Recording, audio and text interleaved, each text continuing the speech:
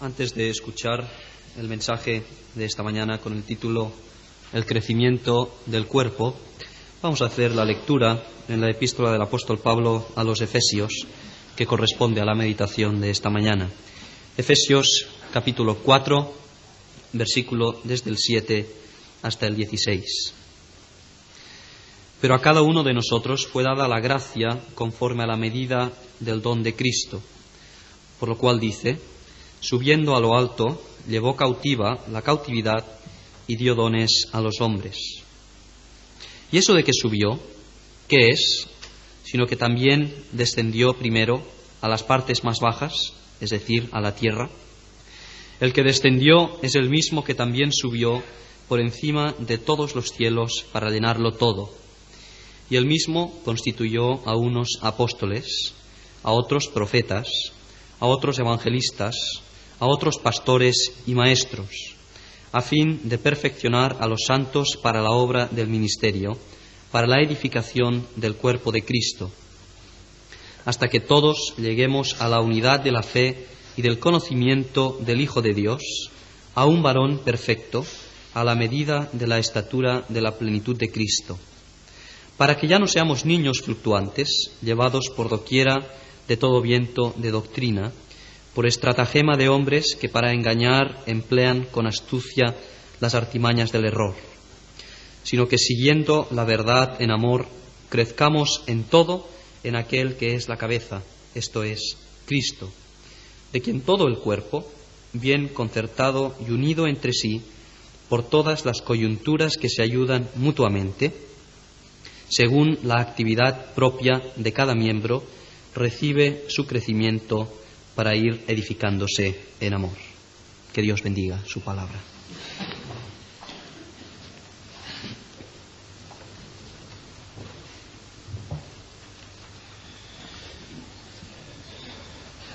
Hoy vamos a concentrar nuestra atención en el versículo 13 de este texto.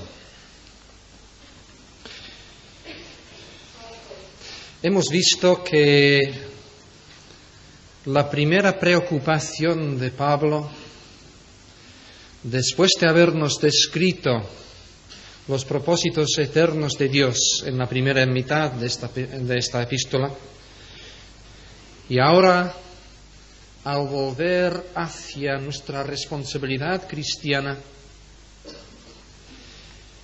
las implicaciones vivenciales de todo este panorama, su primera preocupación es la Iglesia. No ciertamente aquellos aspectos de la Iglesia que tantas veces nos preocupan a nosotros, es decir, los cultos, las actividades, las estructuras, el gobierno, los órganos rectores, etc., sino la Iglesia como entidad vital y la misma vitalidad espiritual de este grupo, de esta Iglesia. Las relaciones que deben existir dentro de la Iglesia, su unidad. Una unidad, sin embargo, no reñida con la idea de una gran diversidad entre los diferentes miembros. Una unidad y diversidad caracterizadas también por la humildad, el amor, el afecto. Y ahora, y a partir de nuestro versículo, de hecho a partir del final del versículo 12, un énfasis que recae sobre el crecimiento de la Iglesia.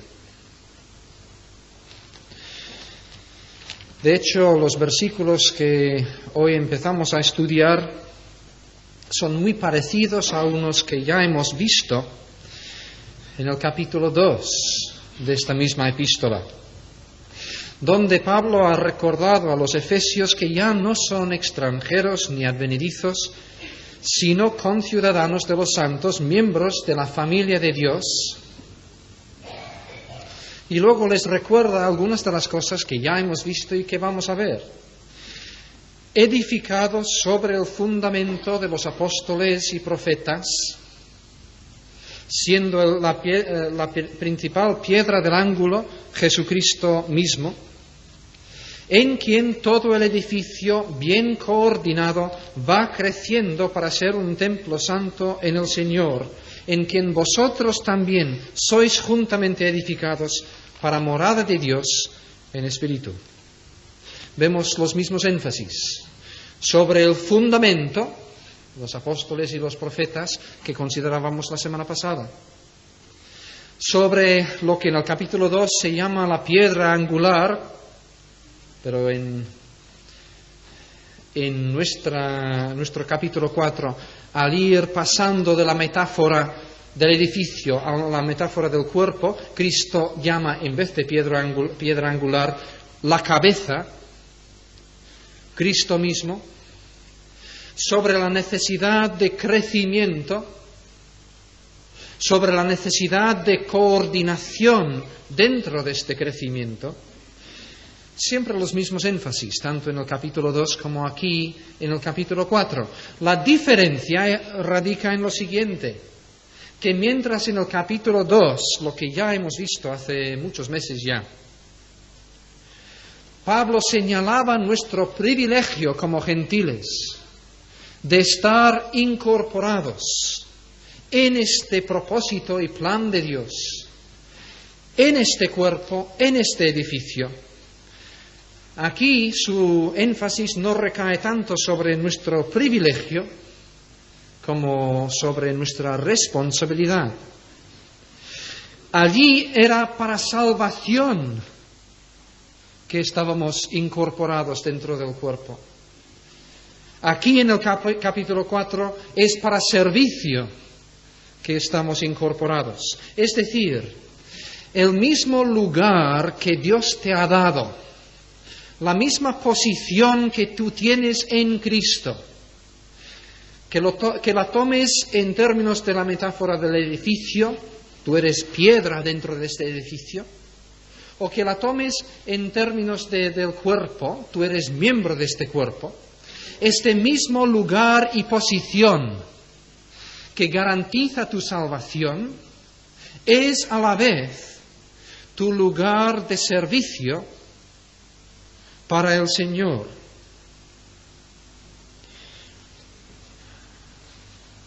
Pero antes de seguir con esto, recordar entonces esta primera perspectiva del apóstol. Si después de los 3 primeros capítulos Pablo empieza a subrayar nuestra responsabilidad en términos de nuestra participación dentro de la Iglesia, en términos del respeto y cuidado, solicitud que debemos tener en cuanto a la unidad del cuerpo, preocupación por la diversidad de los miembros, respeto hacia los diferentes dones que Cristo da, y ahora preocupación por el crecimiento de la Iglesia. Si esta es la preocupación de Pablo, también debe ser nuestra primera preocupación. La semana pasada veíamos que Dios ha colocado un fundamento, un marco, si queréis, para el ejercicio de los dones dentro de la Iglesia. Pero que este fundamento y este marco están allí con el fin de que todos trabajemos. ¿En qué? Es la pregunta obvia que nos viene a la mente. ¿En qué tenemos que trabajar? ¿Cómo debemos encauzar nuestra energía en el servicio de Cristo? Pues algo de esto, al menos un primer nivel de esto, vamos a considerar hoy al mirar este versículo 13. Porque de hecho, a partir del versículo 13, Pablo nos va a señalar en primer lugar la meta, en el mismo versículo 13. La meta, la finalidad, hacia dónde vamos en nuestro servicio, lo que debe caracterizar y canalizar nuestra energía espiritual. Y luego en los versículos 14 a 16 nos va a señalar en primer lugar la forma equivocada de intentar alcanzar esta meta, los peligros que puede haber dentro de una comunidad cristiana que nos puedan desviar de la meta.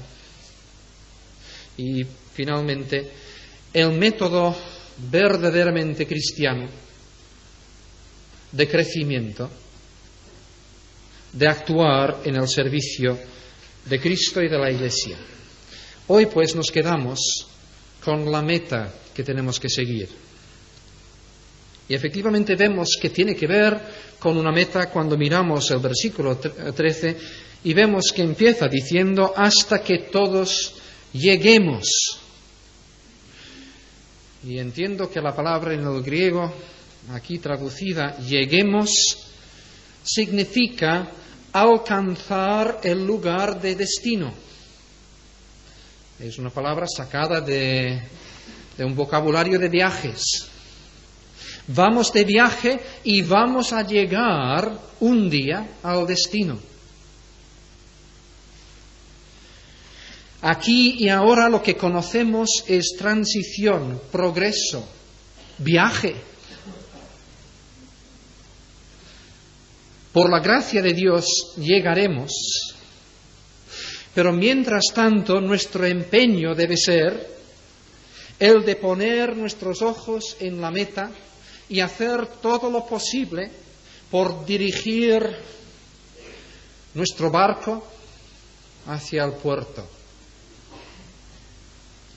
hasta que todos lleguemos. ¿A qué meta? ¿Cuál es nuestro destino? ¿Hacia dónde vamos? Solemos explicar esto en diferentes términos. La gloria, el paraíso, la presencia del Señor. Hoy vamos a enfocarlo en otros términos, los que Pablo aquí utiliza.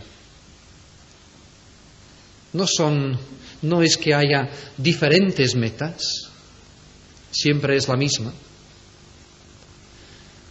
Pero hoy vamos a mirar otras facetas de esta misma meta. Y la primera se expresa en estos términos: la unidad de la fe. Cuando mirábamos el versículo 3, veíamos que la unidad es algo ya dada, ya obrada. Y yo enfatizaba en torno al versículo 3 que no podemos hacer nada para crear nuestra unidad, porque es una unidad de posición.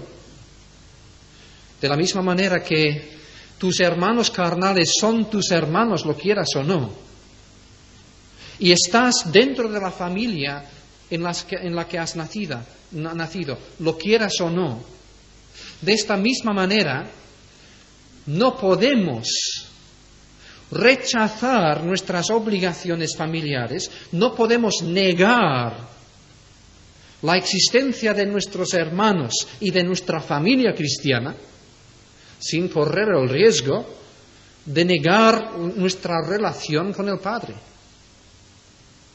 En este sentido, la relación que nos une es una relación dada. Tengo hermanos porque tengo un Padre celestial.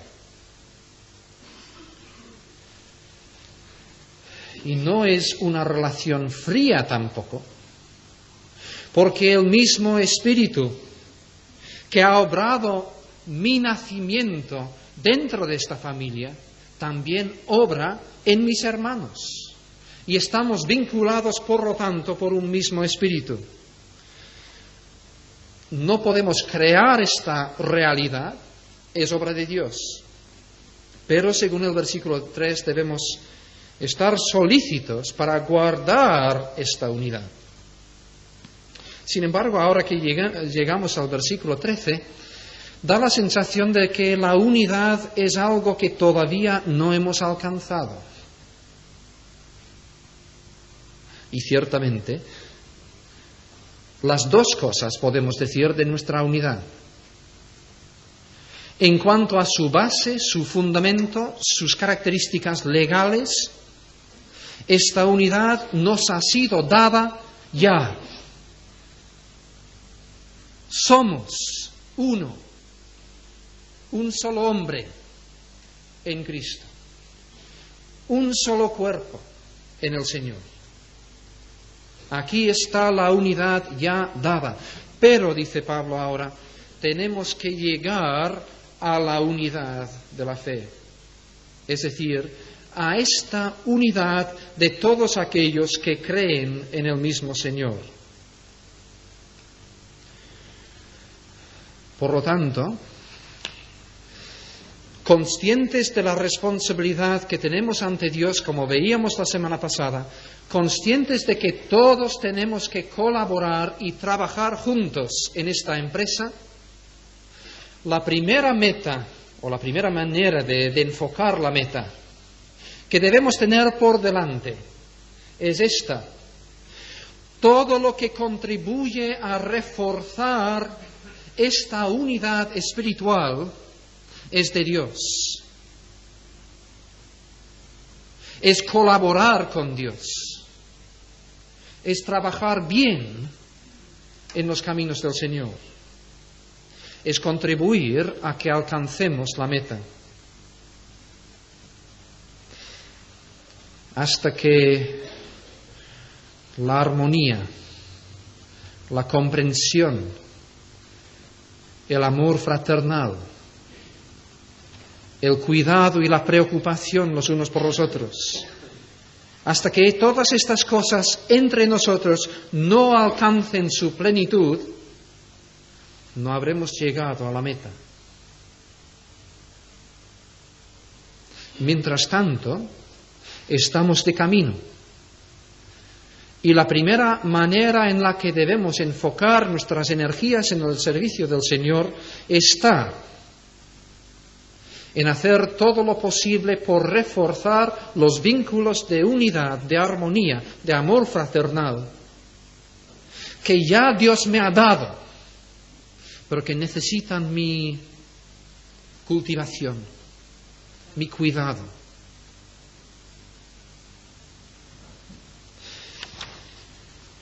La segunda manera de describir esta meta es el conocimiento del Hijo de Dios. Aparentemente estamos hablando de algo muy diferente de la unidad de la fe. Y sin embargo, estas son diferentes maneras de describir la misma meta. El conocimiento del Hijo de Dios. Hemos hablado de la unidad de la fe. La fe, esta fe que crea unidad entre nosotros. La fe, en el sentido bíblico, no es solamente el asentimiento intelectual a una serie de doctrinas. Es compromiso. Es dependencia de Cristo, es entrega a Cristo. La fe nos une a una persona.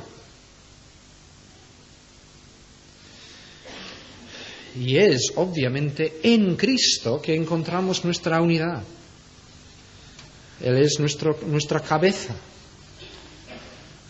Y la unidad del cuerpo consiste en que todos los miembros del cuerpo estén interrelacionados debido a que todos dependan de la misma cabeza.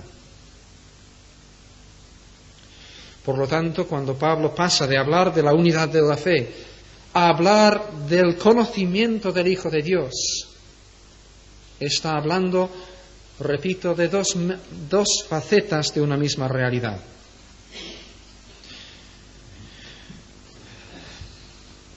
Nuevamente, en un sentido, ya somos completos en Cristo.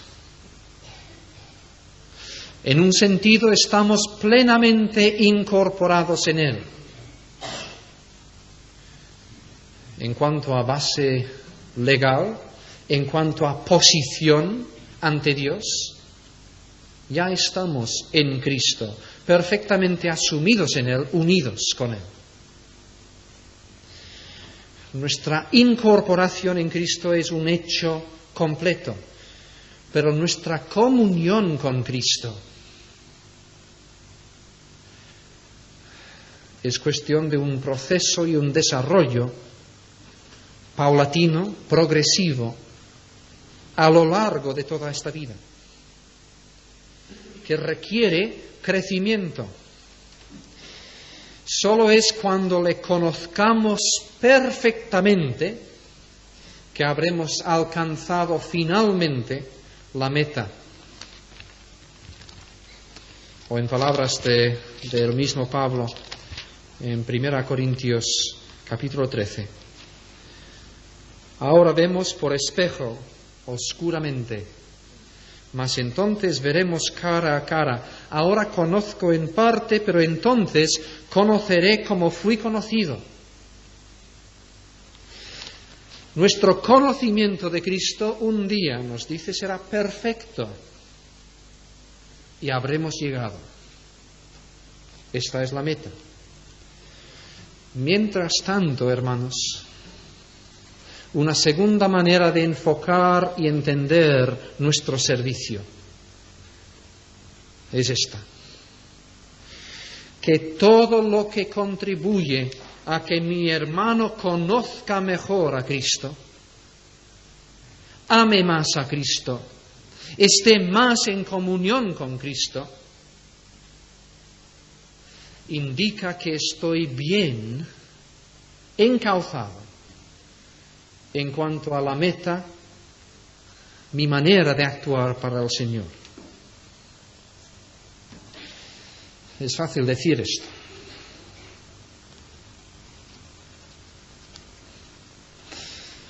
Todos decimos que lo que deseamos es conocer al Señor. Recordemos, sin embargo, aunque no viene explícito en nuestro texto, que el conocimiento de Cristo implica el sacrificio de lo demás. Filipenses capítulo 3. Estimo todas las cosas como pérdida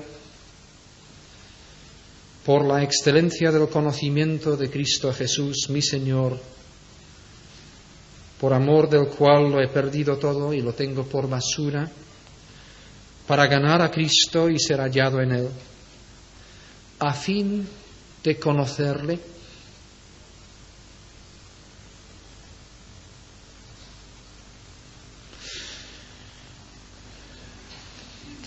Yo creo que hay muchos de nosotros que no estamos pagando este precio.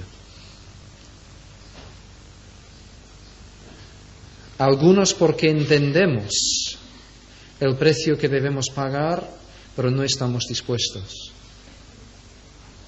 Otros porque estamos tan llenos de actividades y quehaceres que ni nos hemos planteado la cuestión. ¿Tu meta cuál es? ¿Verdaderamente es el conocimiento de Cristo?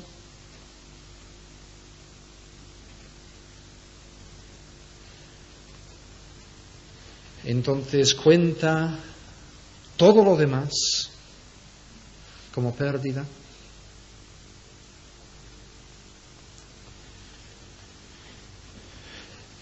Pero aun cuando has hecho todo lo humanamente posible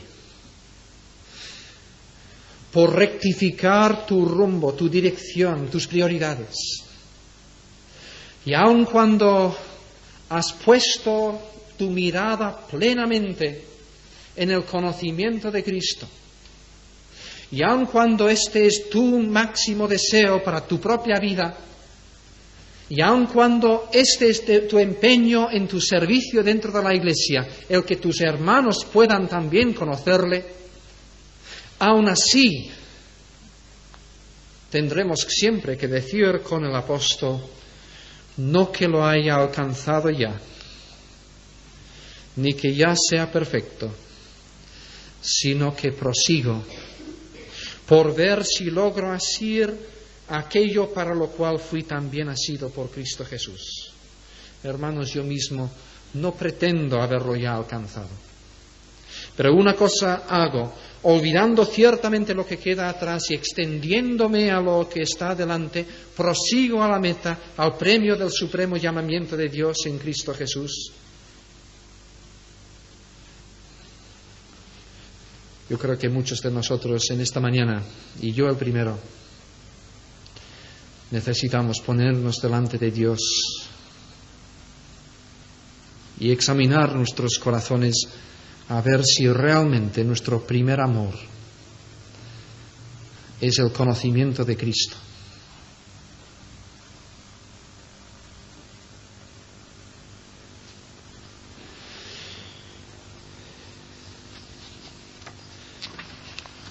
Pasamos a la tercera definición que Pablo da a esta meta.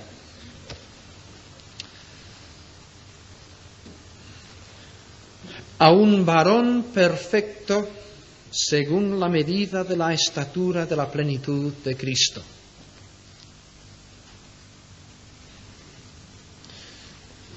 La tercera manera de describir nuestra meta es que vamos hacia la madurez de un adulto. Cuando Pablo dice a un varón perfecto, la palabra está en contraste con el niño del versículo siguiente, para que ya no seamos niños. Es decir, la mejor traducción sería adulto. Perfecto, aquí no quiere decir moralmente perfecto. Es la palabra que normalmente se emplea para madurez. Incluso hay varios lugares de las Escrituras, de las epístolas de Pablo, que claramente esta palabra significa maduro. Y creo que es igual aquí. ¿Hacia dónde vamos? Dice Pablo, es hacia esta meta de ser un adulto maduro. Un adulto, no una serie de adultos, aunque esto es hilar fino, y en un sentido, por supuesto, cada uno de nosotros individualmente necesitamos crecer en madurez. Pero la idea de Pablo aquí no es una madurez individualista, sino corporativa. Un adulto maduro, es decir, el hombre, ya lo hemos citado en el capítulo 2, versículo 15, que Cristo ha creado en sí mismo de los dos, judíos y gentiles, un solo y nuevo hombre. Este único hombre, dentro de la metáfora, que es la Iglesia, el cuerpo de Cristo, tiene que ir creciendo hacia la madurez de un ser adulto.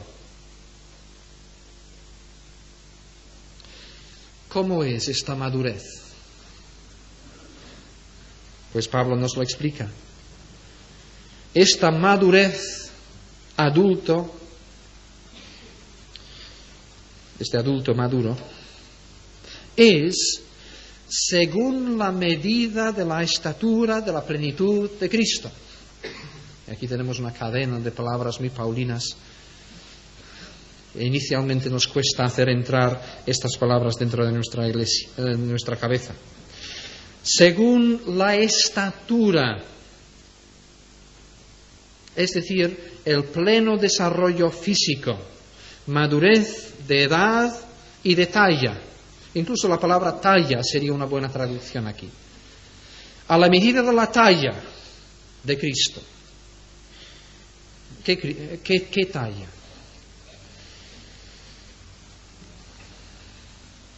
Hay dos posibles interpretaciones aquí de la frase, la talla de la plenitud de Cristo. Quiere decir Pablo que tenemos que tener esta madurez que vemos en Cristo, en su propia plenitud.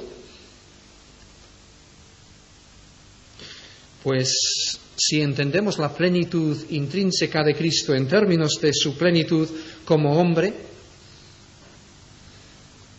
Es perfectamente aceptable interpretar este versículo de esta manera, porque efectivamente nuestra meta en la vida cristiana se puede expresar en estos términos. En nuestra clase de los martes por la mañana, hace muy poco, mirábamos en Romanos capítulo 8, versículo 29, donde Pablo nos dice que el destino que Dios tiene para nosotros es ser transformados a la imagen de Cristo, ser como Cristo en toda su plenitud humana. Pero quizás dentro del contexto de todo lo que estamos viendo en Efesios sea mejor interpretar esta frase como la plenitud con la cual Cristo llena la Iglesia. No tanto su propia plenitud, aunque yo no sé si finalmente de todas maneras se puede hacer este divorcio, sino que Pablo nos está hablando de que Cristo nos desea llenar. Y habremos llegado a la plena madurez cuando Cristo nos llene plenamente. Digo que este quizás sea una acepción más adecuada de la frase, porque ya en varias ocasiones en Efesios hemos visto esta idea de Cristo quien llena a su iglesia. Lo vimos en el capítulo 1, versículo 23. La iglesia es su cuerpo, la plenitud, la extensión de aquel que todo lo llena en todo. Lo hemos visto en el capítulo 3. Versículo 17, para que habite Cristo por la fe en vuestros corazones. Versículo 19, para que seáis llenos de toda la plenitud de Dios. Lo hemos visto en la última parte del versículo 10 de nuestro capítulo 4. Cristo ascendió a la diestra del Padre, envió por el Espíritu Santo dones y ministerios a su iglesia con el fin de llenarlo todo. Y vamos a ver más adelante en el capítulo 5, sed llenos del Espíritu de Cristo. Por lo tanto, podemos enfocar la meta en estos términos, que vamos hacia aquella plenitud que tendremos cuando Cristo llene perfectamente a los suyos. Y cuando los suyos, como consecuencia, somos perfectamente como Él es. Por lo tanto, volviendo a mi responsabilidad en el servicio, responsabilidad que todos nosotros tenemos si amamos a Cristo, debo enfocar esta responsabilidad también en estos términos, que cualquier estímulo que contribuya a que yo mismo y mis hermanos seamos más como Cristo, indica que voy bien encaminado, sintoniza con el propósito eterno de Dios.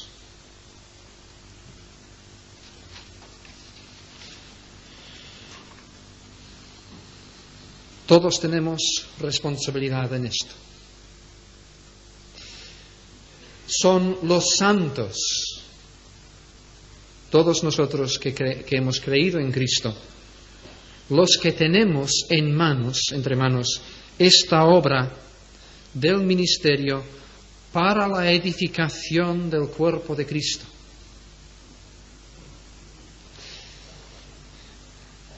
En otras palabras, según la definición del versículo 13,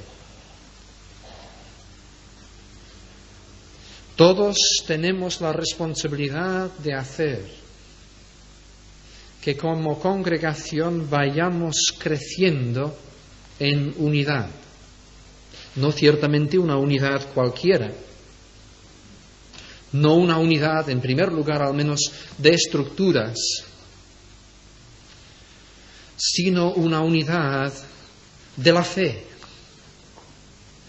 aquella unidad que viene cuando todos dependemos del mismo Señor y todos estamos comprometidos con el mismo Señor. Una unidad dentro de la vitalidad existencial de la Iglesia.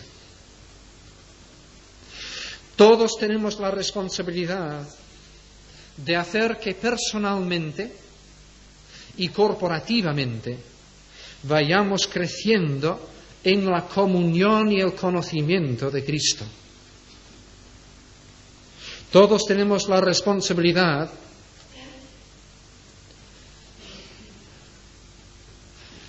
de crecer también hacia la imagen de Cristo, de portarnos cada vez más como Él. Y esta es la obra de la Iglesia. Esta es la Iglesia en función.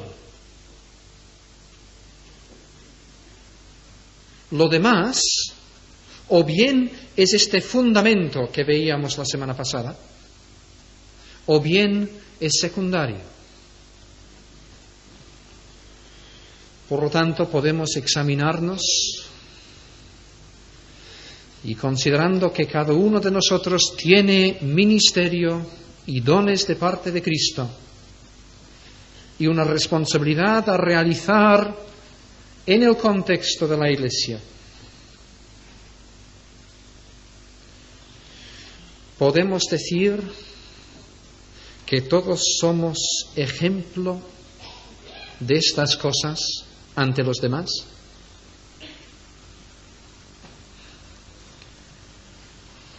Porque si yo personalmente no deseo tener esta meta para mi vida, evidentemente no la voy a comunicar a mis hermanos. Deseo para mí mismo, pues, en primer lugar, una plena unidad con mis hermanos, una plena intimidad y comunión con Cristo, y una plena transformación hacia su imagen en mi comportamiento. ¿Esta es mi meta en la vida? Si lo es, entonces creo que estamos en condiciones para poder contribuir para la edificación de los demás. Suponiendo, pues, que este es mi deseo, ¿cómo es mi conversación? ¿Cómo es mi relación con mis hermanos en términos de mi manera de hablar? ¿En mi conversación con ellos se refuerza la unidad o la discordia?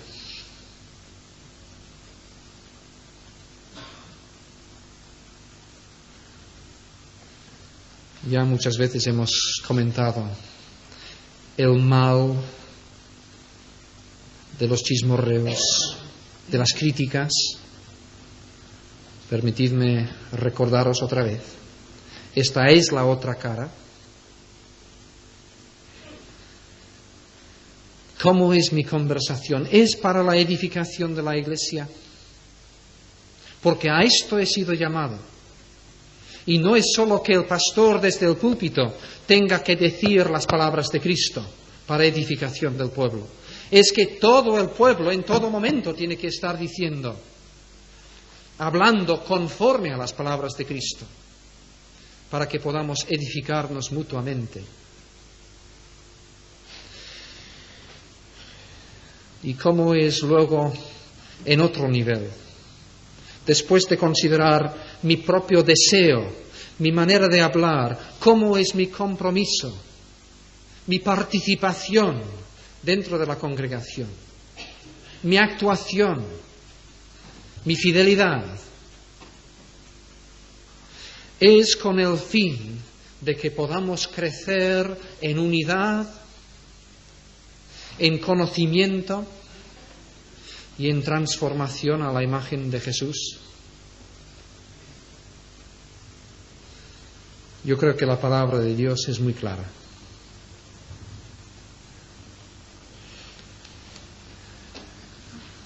Cristo ha constituido a algunos para poner un fundamento y proveer los recursos necesarios dentro de la Iglesia para que todos los miembros de la Iglesia puedan hacer esta obra de ministerio que consiste en edificar el cuerpo de Cristo conforme a las metas siguientes: el que crezcamos a la unidad de la fe, al conocimiento del Hijo de Dios, a un varón perfecto, un adulto maduro. Tengamos unos momentos de oración y pidamos al Señor: primero, ¿estoy identificado íntimamente con estas metas? Segundo, Señor, ¿qué quieres que yo haga esta semana con el fin de edificar tu Iglesia conforme a estos propósitos tuyos? Oremos al Señor.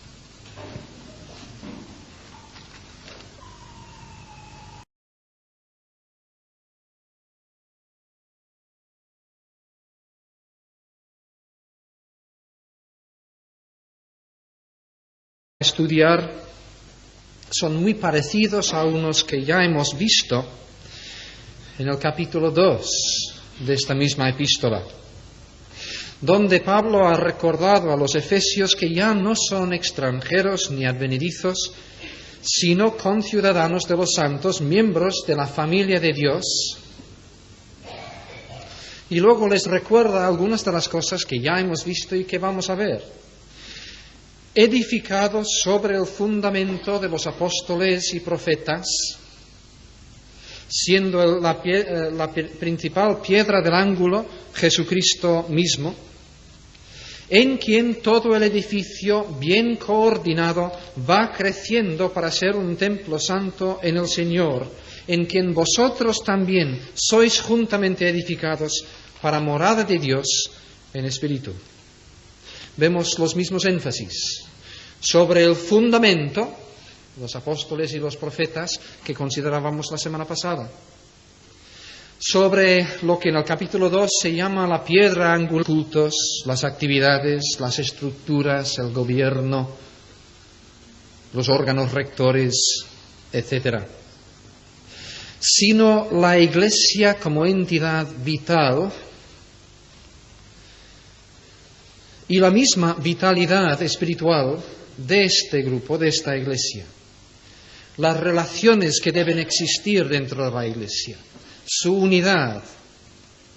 Una unidad, sin embargo, no reñida con la idea de una gran diversidad entre los diferentes miembros. Una unidad y diversidad caracterizadas también por la humildad, el amor, el afecto.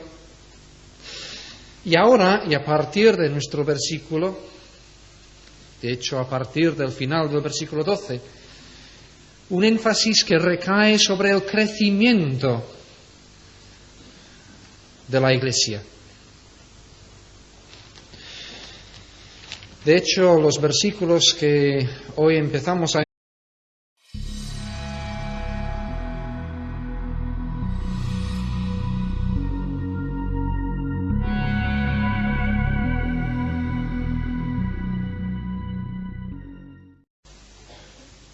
Antes de escuchar el mensaje de esta mañana con el título El crecimiento del cuerpo, vamos a hacer la lectura en la epístola del apóstol Pablo a los Efesios, que corresponde a la meditación de esta mañana.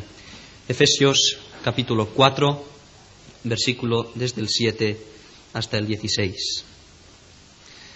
Pero a cada uno de nosotros fue dada la gracia conforme a la medida del don de Cristo, por lo cual dice: subiendo a lo alto, llevó cautiva la cautividad y dio dones a los hombres. ¿Y eso de que subió, qué es? Sino que también descendió primero a las partes más bajas, es decir, a la tierra.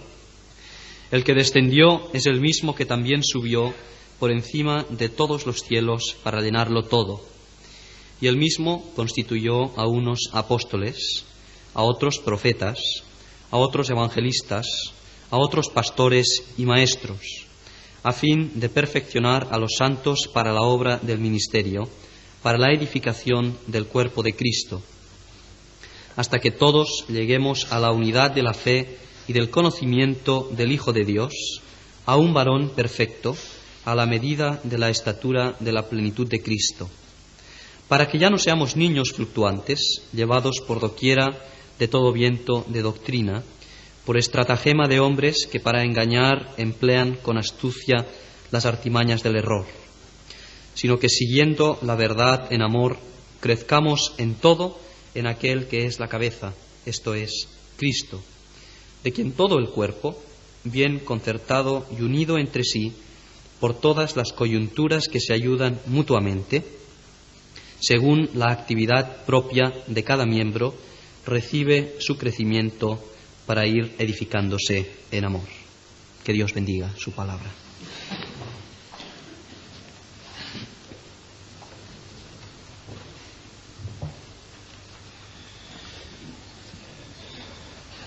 Hoy vamos a concentrar nuestra atención en el versículo 13 de este texto.